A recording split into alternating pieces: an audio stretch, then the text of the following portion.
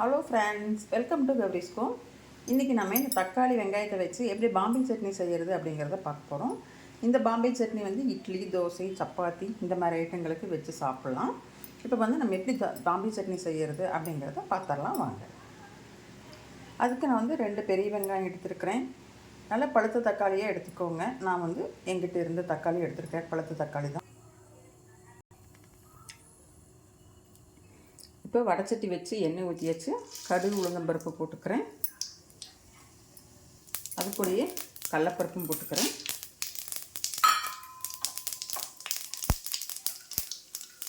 போட்டு வெடிச்சிட்டு இருக்குது, கடுகு வெடிக்குது.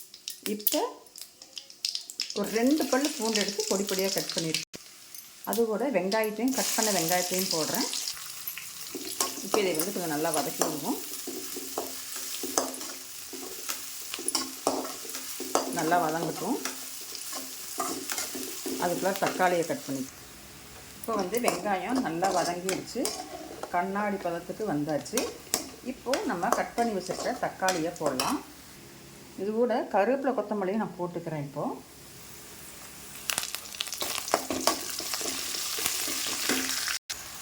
இப்போ நம்ம கட் பண்ணி வச்சுருந்த தக்காளியை போட்டாச்சு. போட்டு நல்லா வதங்கட்டும். உப்பு போட்டுக்கோ, கொஞ்சம் உப்பு போட்டுக்கிறேன் வேகிற அளவுக்கு. தக்காளி, வெங்காயம், கொஞ்சம் மஞ்சத்தூளும் போட்டுக்கிறேன். இப்போ நல்லா வதக்குவோம், சுருளை வதக்குவோம். வதக்கினதுக்கப்புறம் பார்ப்போம்.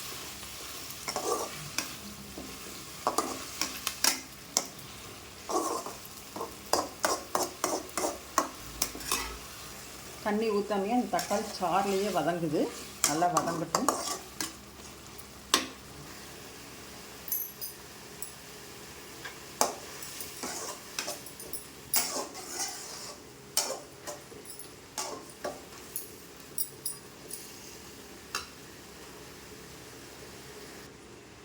இப்போ இதில் வந்து காரத்துக்கு தேவையான வரமிளகா பொடி ஒரு 1/2 ஸ்பூன் போட்டிருக்கிறேன். வேணுன்னா போட்டுக்கலாம். அதே மாதிரி ஒரு 1/2 ஸ்பூன் மல்லித்தூளும் போட்டுருக்கிறேன். போட்டு கொஞ்சம் தண்ணி ஊற்றி கொதிக்க வைப்போம்.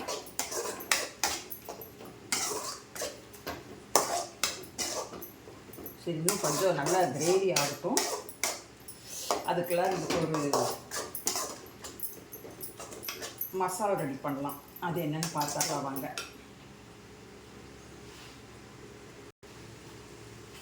பொட்டுக்கல்ல கொஞ்சம் எடுத்துக்கலாம்.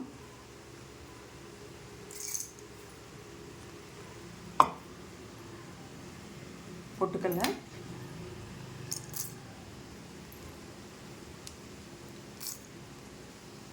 கொஞ்சம் சோம்பு, கசகசா இருந்தால் போட்டுக்கலாம். நான் கசகசா போடல.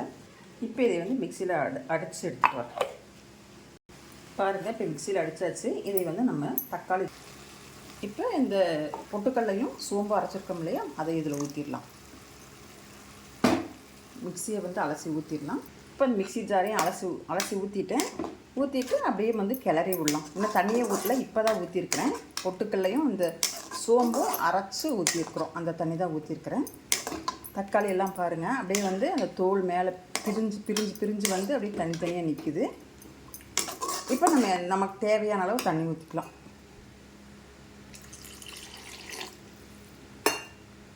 தேவையான அளவு தண்ணி ஊற்றி இதை வந்து கொஞ்சம் நல்லா கொதிக்க விடுவோம். கொதிக்கட்டும். உங்களுக்கு தண்ணி தேவைன்னா தண்ணி ஊற்றிக்கோங்க, இல்லை இப்படி கெட்டியாகவே இருக்கும், கெட்டியாக ஊற்றிக்கலாம். கூட்டத்துக்கெல்லாம் வந்து நல்லா தண்ணியாட்ட ஊற்றிட்டிங்கன்னா உங்களுக்கு வந்து கொஞ்சம் ஈஸியாக இருக்கும், கூட்டத்துக்கு சர்வ் பண்ணுறதுக்கு நல்லாயிருக்கும். சரி, இப்போ இது கொதிக்கட்டும். கொஞ்சம் குளகுலன்னு தான் இருக்குது, பரவாயில்ல. குளகுலன்னு இருந்தால் பிள்ளைங்க இஷ்டமாக சாப்பிடுவாங்க. கூட்டம் கம்மியாக தான் இருக்குது வீட்டில் நமக்கு இப்போ. அதனால் வந்து கொஞ்சம் குளகுலானே வைப்போம். ரொம்ப கட்டியாக இருக்குது. கொஞ்சமாக தண்ணி ஊற்றிக்கிறேன். இது கொதிக்கட்டும். அதுக்குள்ளே இந்த பக்கம் சப்பாத்தியை போடுவோம். உப்பு காரம் பார்த்துக்கோங்க. எனக்கு வந்து கொஞ்சம் பத்தாமல் இருந்துச்சு, நான் போட்டுட்டேன். ஒரு 5 நிமிஷம் கொதிக்கட்டும், பார்த்துக்கலாம். ஏன்னா நம்ம பச்சை தண்ணி ஊற்றிருக்கோம் இல்லையா, அதான் கொஞ்சம் கொதிக்கட்டும்.